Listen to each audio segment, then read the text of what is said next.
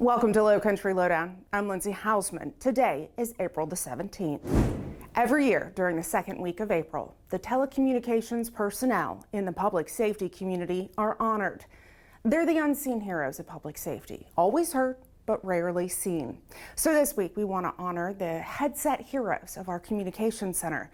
Not only do they dispatch for our agency, but all law enforcement in the county, Beaufort County EMS, and multiple fire agencies. First, let's start with some numbers. So far this year, between January 1st and March 31st, our communications center has answered more than 82,000 calls.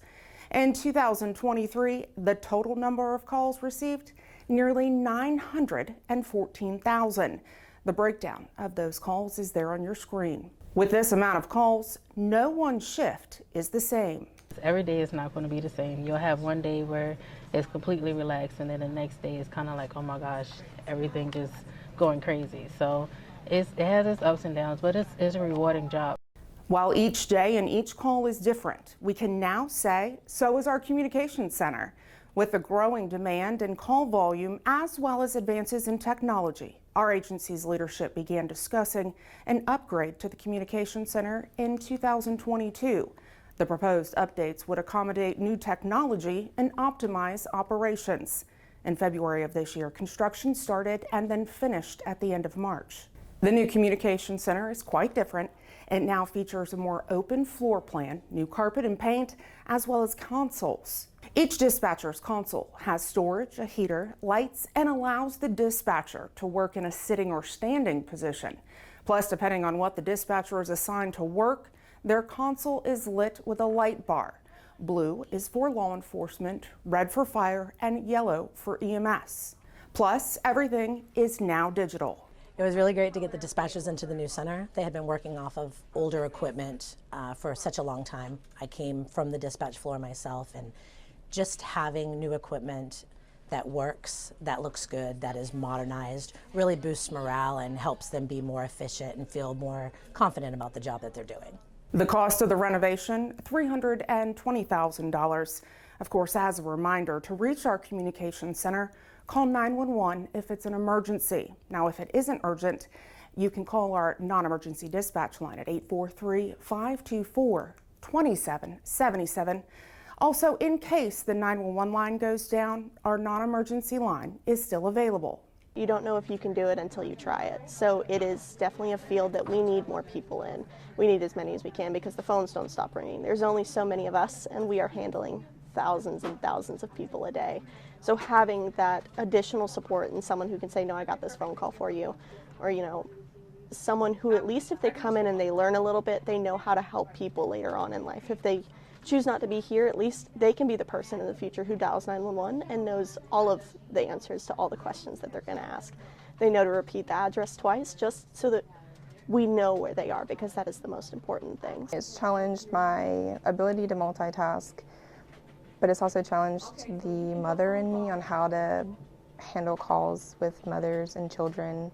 I think that's my biggest strength here at work, is being able to build a rapport with the parents who are in distress with their kids, and I think that's really what kind of hit it off with me, is being able to help those people. It's a tough job, but a rewarding one, and it can make for a great career. We are currently hiring for the position of emergency services dispatcher. If interested, visit our recruitment center online. That's bcso.net. There we have additional details, the link to apply, plus information on how to contact our recruiting officer, Staff Sergeant Soranka, should you have any questions. The investigation into a shooting that damaged 2 homes continues. On Saturday, shortly after midnight, deputies were called to Bluebird Lane in Burton for a report of shots fired.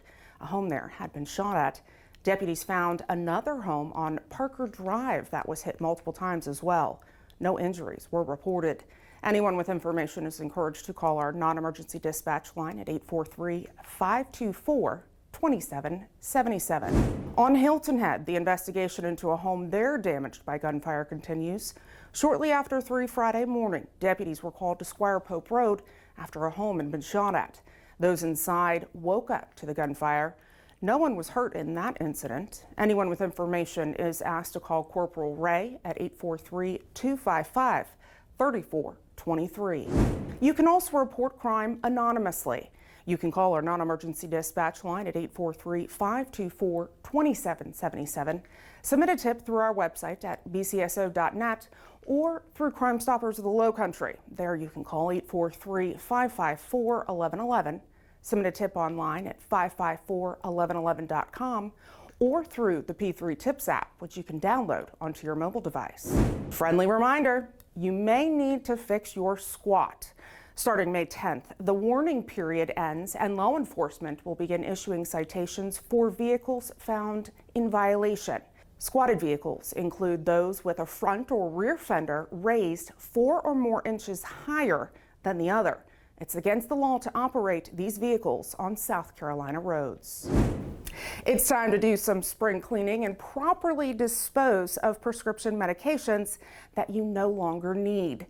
On April 27th from 10 to noon, we'll team up with the Beaufort County Alcohol and Drug Abuse Department to host a Take Back Day. Any old or no longer needed medications can be dropped off at our law enforcement center at 2001 Duke Street in Beaufort or the Government Center in Bluffton. That is 4819 Bluffton Parkway.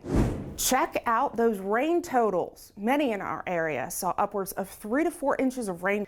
The system that pushed through our area flooded roads, forcing them to close. Here's what Castle Rock Road in Burton looked like. And then in Okatee, the on-ramp to 278 from 170 was closed to traffic after it flooded.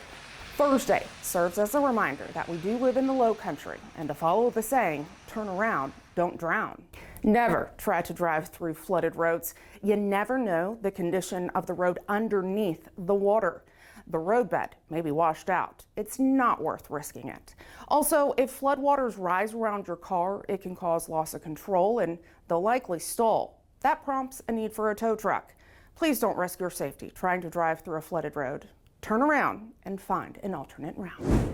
Members of the Beaufort County Sheriff's Office attended the Chatham County Hurricane Conference on Tuesday, hosted by the Chatham County Emergency Management Agency, also known as CEMA. This event included a number of topics related to forecast challenges, emergency responses, and resiliency. Friendly reminder, the Atlantic hurricane season starts June 1st. Now is the time to prepare. You can visit our Storm Center. That's on our website at bcso.net. It's basically a one-stop shop of everything that you need to know ahead of, during, and after the storm. We were thrilled to join other agencies for the Beaufort Jasper Academy for Career Excellence Career Fair on Thursday. Master Sergeant Seaford and Emergency Services Dispatcher Andrea Merritt were on hand to talk with students about the different careers here at the Sheriff's Office. Spring is here, and so is road construction season. This week is National Work Zone Awareness Week. Each April, this week is held to bring attention to motorist and worker safety and mobility issues in work zones. Please remember to obey all posted signs, drop your speed, and use extra caution whenever traveling through a work zone. And lastly, here's a reminder for folks on or traveling to Hilton Head Island this week. You can expect an increase in traffic with the RBC Heritage underway. Also, if you plan on attending the tournament, there are designated parking areas on the island. Shuttles will take spectators to and from the course. For more information, visit rbcheritage.com. If you have something that you'd like to know more about or see covered here on Lowcountry Lowdown, you can send me an email at lindsay.hausman@bcgov.net. As always, I encourage you to follow us on all of our digital and social media platforms. It's a great way to stay in the know and stay engaged with us. Thanks for watching this week's episode. We'll see you next week. Stay safe.